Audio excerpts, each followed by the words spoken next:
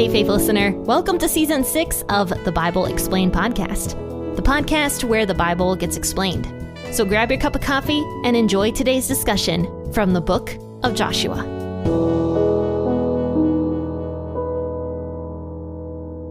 Hello and good morning, faithful listeners. This is Jen with the Bible Explained podcast, and thank you for tuning in on this lovely, lovely Friday morning.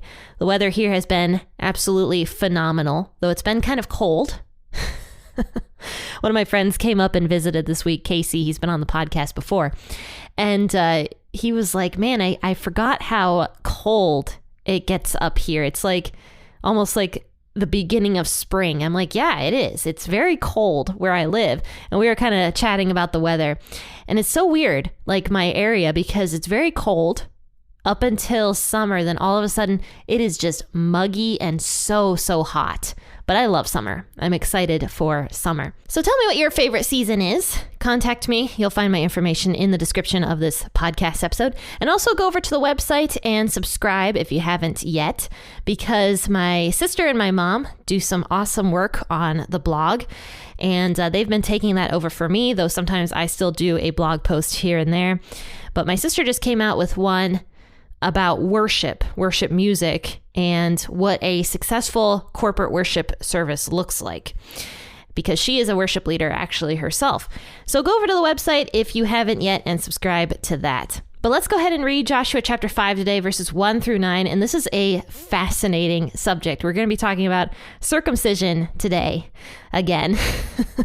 So anyway, grab your Bible. I'm going to be reading out of the NIV version actually this morning, but feel free to read out of the version that you prefer. Once again, this is Joshua 5, 1 through 9.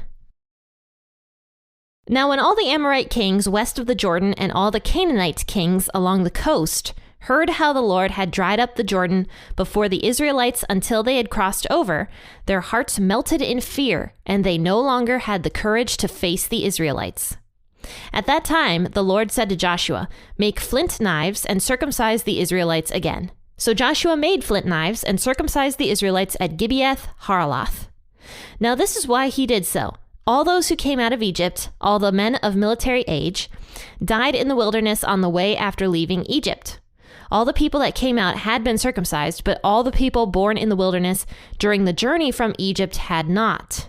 The Israelites had moved about in the wilderness 40 years, until all the men who were of military age when they left Egypt had died, since they had not obeyed the Lord.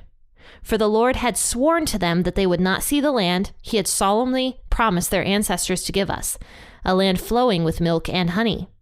So he raised up their sons in their place, and these were the ones Joshua circumcised. They were still uncircumcised, because they had not been circumcised on the way. And after the whole nation had been circumcised, they remained where they were in the camp until they were healed. Then the Lord said to Joshua, "Today I have rolled away the reproach of Egypt from you." So the place has been called Gilgal to this day. So you remember the last chapter where God parted the Jordan River?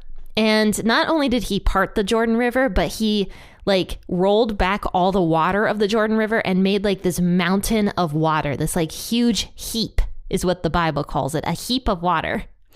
And it was really far away from the Israelites, and yet the Israelites still could see all this water up in this mound.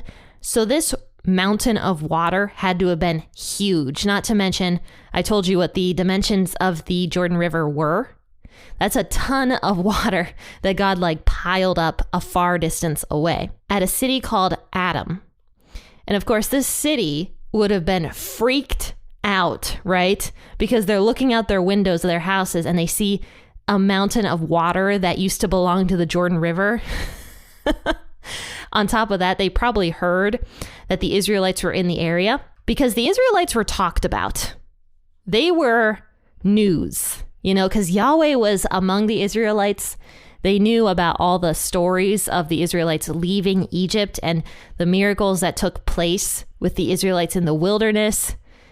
So the neighboring cities and towns knew that the Israelites were around. This miracle happens where all of a sudden a mountain of the Jordan River is right there. The Jordan River is not flowing anymore. And all of a sudden, the Israelites crossed the Jordan River. News about this was going to get around everywhere.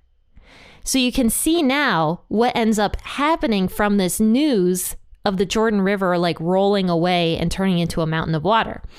It says in verse 1, "Now when all the Amorite kings west of the Jordan and all the Canaanite kings along the coast heard how the Lord had dried up the Jordan before the Israelites, their hearts melted in fear." So remember how I said, I think it was Wednesday when we talked about this, how people would begin to fear the Lord during this, like some people might. I mean, this was an act of God. Of course, the people were going to have fear in their hearts when they see this happen. Not to mention all the other stories they'd already heard about God before this Jordan River miracle takes place. I mean, the people were terrified. And so these kings, these Amorite and Canaanite kings, were horrified when they hear about this and see that the Israelites crossed over the Jordan on like dry ground. They were terrified. And it says that they no longer had the courage to face the Israelites. So this means that the Canaanite and Amorite kings initially were trying to go to war with the Israelites. Because here's what it says. They no longer had the courage to face the Israelites. So they were thinking about it. They were thinking about going to war with the Israelites. But this miracle that takes place terrifies them. And so they no longer have the courage to face the Israelites. They don't want to do it anymore. So at this time, right after all of this happens, and the Israelites are camped in this area called Gilgal, God speaks to Joshua. And he tells Joshua, okay, it is time for you to circumcise all the men of Israel. Because here's what it says. Apparently, during the time of the wilderness, basically none of the Israelites got circumcised the way God had told the Israelites to circumcise their children. So it says that the previous generation, in other words, the generation that left Egypt, they were all circumcised. But for some reason in the wilderness, they did not circumcise any of their kids, any of their boys. And there's no explanation of why. And I read a handful of commentaries about this because I was curious. I was like, why didn't the Israelites in the wilderness circumcise their boys? Especially when this was a commandment from God, and God had given this commandment to Abraham like hundreds of years before this. And all the Israelites, for the most part, like circumcised their boys until the wilderness happened. So some of the speculations I saw was that God had commanded the Israelites not to circumcise their kids in the wilderness to show them like the sin. I don't know how much I believe that personally. The second one was that the Israelites basically did not circumcise their kids because they weren't allowed to go into the promised land. And so they chose not to circumcise their kids because circumcision was like a promise that God would deliver them into the promised land. And since God did not give them the promised land, they chose not to circumcise their kids. But in my mind, that's really silly because why would you further rebel against God? But maybe the Israelites were just like, I'm going to get back at God. I'm not going to circumcise my kid because God is not, giving me the promised land. Maybe they did do that. I don't know. That seems very silly, though, in my mind, to like further rebel against God. But what I think is that it says multiple times in different parts of scripture that the Israelites in the wilderness were just really anti-God. Okay. I mean, there's a verse, I can't remember where it was, Micah or Malachi. I think it was Micah, where it says that the Israelites carried their idols with them in the wilderness. And then there's other scripture passages where Moses tells the Israelites, like, all of you are so rebellious, like you don't even sacrifice to God. You don't do any of the laws God commanded you to do in the wilderness.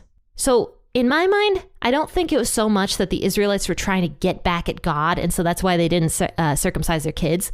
I think it was more that the Israelites were just insanely rebellious in general. They were complacent, so that's why they didn't do any of the laws God commanded them to do. They didn't circumcise their boys. And they also didn't sacrifice to God in the wilderness either, or basically like keep any of the feasts and holidays other than the Passover. So this is why I believe that the Israelites did not circumcise their boys. Even though God had commanded them to do it, they chose not to do it. They didn't care. So why would they circumcise their boys? Because they cared about nothing of God. And all they wanted really was their old life, like back in Egypt with all their good food and their idols and whatever else they had in Egypt that they were like comfortable with. They just didn't want the slavery portion of Egypt. Sounds to me like the Israelites were very happy being in Egypt. That's really what they wanted, but they wanted to be like part of Egypt. They didn't want to be God's children. Because as you can see with the Israelites, they were always like, we want to go back to Egypt. It was so much better in Egypt. But yet they were crying out to God when they were in forced slavery. So the Israelites wanted God to be their genie and give them exactly what they wanted: comfort in Egypt, surrounded by all their Egyptian gods and all their Egyptian delicacies and all the Egyptian privileges that they could want without any of the slave labor, basically. So they were upset when God took them out of Egypt and put them in the wilderness. And a lot of people fall into this, actually, including myself from time to time, where I'm just like, I expect God to do something the way I want it to be done, not necessarily the way that God knows it should be done. I'm always like, okay, God, do it this way at this time in this place. And God's just like, no, I'm not going to do that because it's better for you to be over here. Even though it's not going to be comfortable right in this moment, it's going to be better for you in the long run. And you're going to be so much happier in this other place that I put you. But anyway, going back to the circumcision thing, God tells Joshua to circumcise this generation of Israelites because they had never been circumcised. God commands Joshua to do it. And why? Well, because circumcision was a covenant promise with God. When God came to Abraham hundreds of years before this and told Abraham to circumcise himself and all of his household, it was a representation of God setting Abraham apart from the other nations, because no other nation circumcised themselves. Like who would think of that, honestly? Nobody wants to circumcise themselves. I know that for sure. You know, other nations wouldn't think of this, but God told Abraham to do it because he set Abraham apart as his own special nation. So now God is doing this all over again. He is telling the Israelites, you are my special nation. So circumcise yourselves. And so he tells Joshua, make these flint knives and circumcise all the men of Israel. So that is exactly what Joshua does. Verse 7. So he raised up their sons in their place, and these were the ones Joshua circumcised. So this doesn't mean that Joshua went out and circumcised by hand every single male in Israel. That would be kind of weird. But he gave the command. That was Joshua's role in all of this, was to give the command to all the men that they needed to be circumcised. And the men actually ended up doing it. They listened to Joshua and they circumcised themselves. And so the whole nation had been circumcised. But notice the timing of all of this also. This was right after God had parted the Jordan River, and these kings in all the different regions here of Canaan were scared to rise up against the Israelites. It was perfect timing for the Israelites to get circumcised because the kings were too scared to go into battle with them. So this means that the Israelite men had time to rest after this circumcision and to heal up before they went out into battle. So they would probably have had a week or two to heal after this, this process of circumcision. So the timing was absolutely perfect because the Canaanite kings were not going to come up against Israel during this time. So God protected the Israelites in a sense so that they could heal up after the circumcision. So the timing of all of it was absolutely perfect. And so it says, after the whole nation had been circumcised, they remained where they were in camp until they were healed. So now God says to Joshua in verse 9, "Today I have rolled away the reproach of Egypt from you." So the place has been called Gilgal to this day. And Gilgal means rolled away. So God rolled away the reproach. What that means is that, the Israelites had an amount of shame. Being a nation of slaves for the Egyptians, that's very shameful. But God rolled all of that away, and now he was going to lead the Israelites into this miraculous victory at Jericho, which we're going to talk about that next. So there's a few things we can take from this. Firstly, God can absolutely roll your shame away. If you've been shamed by something in the past, it doesn't matter. God can take that from you and totally roll it away. I mean, think about the woman at the well that Jesus encountered. She had had 5 husbands. She was an outcast in the Samaritan region. She was a Samaritan woman. She had a lot of shame. But when she encountered Jesus and learned about Jesus, that shame rolled away from her to the point where she became a missionary to her people. She went back into the village and she told everybody about Jesus. And so many people in Samaria came to Jesus because of the words that the woman said, but also, of course, Jesus. But the woman at the well played a huge part in all of that. So God can roll your shame away. He can remove it from you. Secondly, when God is moving in your life and you don't like the direction it's going, just understand and know that God's will for you is best. You might think that you know best for your life, but God knows the past, present, and future. He knows you inside and out better than you even know yourself. So of course, God's will for your life is always going to be best. So just trust in that also. And the last thing is that God has adopted you and set you apart if you believe in him, if you are a Christian. In the same way that the Israelites were set apart, even though if you're a man listening to this podcast, you don't necessarily have to get circumcised now because that was part of the old covenant and we live under the new covenant now.